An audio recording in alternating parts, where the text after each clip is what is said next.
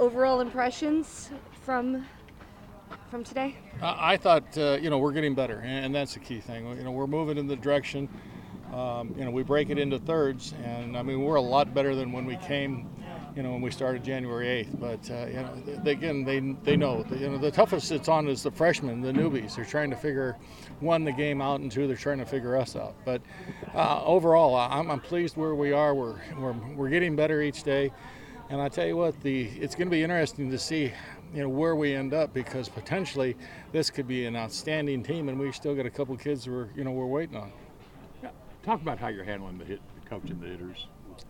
Oh, I'm not sure exactly what you mean. Is that because Casey's gone, or? Yeah. Oh, well, again, we talked every day. I mean, all of us, Scott, Corey, Casey, and I. Talked every day about, the hitting and what we were going to do. So everybody was on the same page. The nice thing about Casey was his availability. I mean, Corey is a student going to school. Scotty's doing, a lot of the paperwork. So it was nice to have, one person. Now, we kind of rearranged all our schedules so that we can have them having the same opportunities. But, I mean, we're teaching the same things. Casey was phenomenal. He was patient, and he was a good listener. So, I mean, you lose one aspect there, but as far as the teaching of what we're trying to do, it's the same philosophy, it's the same mechanics. What do you see from Whitney today at short? We see that she's got a chance to be a hell of a shortstop. The hitting part of it is nice because she's barreling more balls. She clearly is a very improved athlete. Considering we start with her in right field, and now she's our starting shortstop. If we go tomorrow, she's going to be there, and she's earned that. It's not something we're giving to her. She has just gone out and worked her tail off, and boy, she just knows I have a lot of work. I mean, if you saw the pregame that we did at the beginning, she's got the ground ball ethic, work ethic on the ground balls, and she's wanting left and right, and boy, I tell you what, I'm very proud of how hard she's working to be the best shortstop. What's the latest on Fagan and Bogart's recoveries? Again, they're moving right along. I'd say that they're ahead of schedule, but again, that's a Dr. Andrews, and there's nobody better than him. So when he feels they're ready, he'll release them. But I tell you, they are working really hard so that they can be out here. They haven't missed a practice. They're out here doing all of their rehab stuff. They're taking ground balls when they, if we can get them in there. They're in the cage, swinging under, Lana, because there's certain things they still can't do. But the idea of, getting more and more into it. I teased them today, grab a helmet, I need some pinch runners, and boy, they're both ready to go. What, having done what you did last year, how has that changed the atmosphere, so to speak? I think that all it's done is understand that the expectation's a lot easier and is a lot more attainable than before.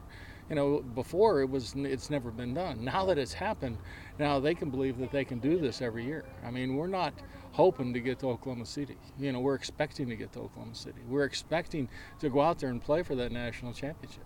They also understand that with expectations come a lot of hard work and a commitment. But it's got to be done between the lines. It's got to be done at practices. Great teams got to be great all the time. You can't turn greatness on and off. So these are the things that they now know. They've tasted the Oklahoma City fever, and that's where every team in the country wants to be. And I like what we're doing right now to get there.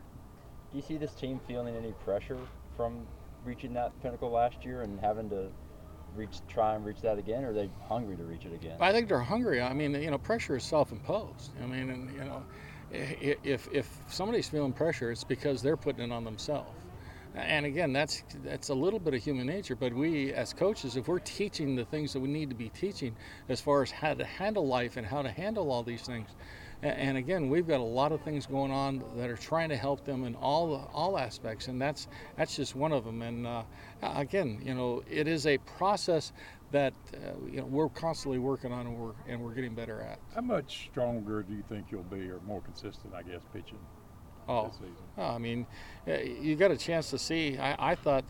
Lexi struggled a little bit today, but Marcy was rock on. Kaylee was probably the best that I've seen her, and Michaela, only threw 4 pitches in 1 inning. You have those, and then Rachel has the tie run at the plate and comes in and closes the door. So it is that kind of a mentality. I think that the way Corey's going to be using the pitchers, you're going to see a staff. You're going to see the left-handers coming in to pitch the left-handers because Rachel's tough on them, especially when she's got that curveball working. And then you got the other two, Kaylee and Marcy, they can go in two directions, up and down. So, and Michaela's just nasty down. And she's got a good change. So, and Lexi, when she gets it going again, is going to be up, down, and in and out. She's a spot pitcher. Not going to overpower anybody, but boy, when she's got that control, she can hit those spots. You were adamant about after the season about stadium expansion and getting more seats, and they've certainly done that. Just what are your thoughts of just what's here already and the continued plans? Well, we need more seats because we are sold out. We've already got 2 standing room only games left. 2 against Florida and 3 sold. Standing room only for 2 Florida and 1 Texas A&M. We've got that whole section. That's 600 plus seats over there, and we've already sold all those. So this is the only. This is the only section up here at third base that we have any seats left. And we do have some others, and there will be, but this is great. And Jay and Meredith just did a great job of getting this in here. But we need to look at a permanent expansion and have a stadium that'll hold 2,500 kids or 100 people. How many total can you seat now? Just right at seat just under 2,000 with standing room only, probably about 2,200. With the outfield having the most turnover last year, how has that come along, and is Vic and Maddie the ones you're looking to put in there? Well, Vic is in center field. Mm-hmm. She's been waiting a long time to get her shot. And she's a little bit different than what Morgan is, a little faster, probably throws a little better. But she lacks the inexperience, that experience, that Morgan had. So she's just got to play. Mm-hmm. And I think she's going to be a great asset. She gets on the bases, she's dynamic. She's the fastest kid we got, and boy, she can really scoot. Mm-hmm. And right field with Maddie, Maddie has come on. We took her from first base and stuck her out there, and she's learning how to play. She's really doing a good job at the plate. So we're looking for that right field spot that somebody can throw and cover some grounds. But again, we have two freshmen, Morgan Padani and Bree Fornes. Both of those guys you're going to see, because of the fact that they're faster and they're outfielders. So late in ball games, if Maddie was the one of those 2 guys would probably be in. But the other 2 are saying, hey, listen, coach, I'm going to be your right fielder. That's the mentality. Maddie might have it on paper right now, but we're going to show and prove to you. Morgan led off the game with a home run, so that wasn't too bad. So, that's the competition that we have, and it's one of those things that we just really like to see as coaches. When you got All-Americans returning, how important is their leadership and the fact that they've done so much already? Well, that's good, and that's one of the reasons why it's shortstop. You're between Carasoni and Cooper, two All-Americans that know how to play the game. So their conversations with each other really help the 2 new shortstops that we have. So, you're going to see the All-Americans 1, 2, 3. We want them to get the at-bats, and then we've got 4, 5, and 6 that are not going to be too bad, and 7, 8, and 9 I think are going to be pretty exciting. So it's going to be nice that we can put 9 legitimate hitters out there that are going to be able to do some things and have some strengths and give us some options. Coach, how have the players responded to Casey?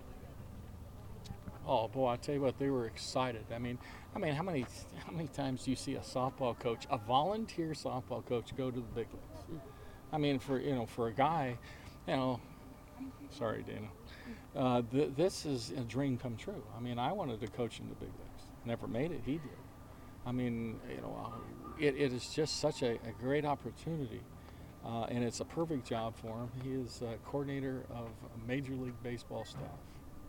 And boy, he's got his finger in everything, in the dugout, behind the scenes, the meetings, and as I'm speaking more of a dad. I'm just really proud of him. I mean, you know, to have that opportunity, and it's so awesome to say, "What's your son do?" Hey, he coaches in the big leagues. You know, I mean, that's kind of a neat thing. But again, you know, he is so good at his job, and he's so cerebral that, you know, he was a great choice by Andy Green.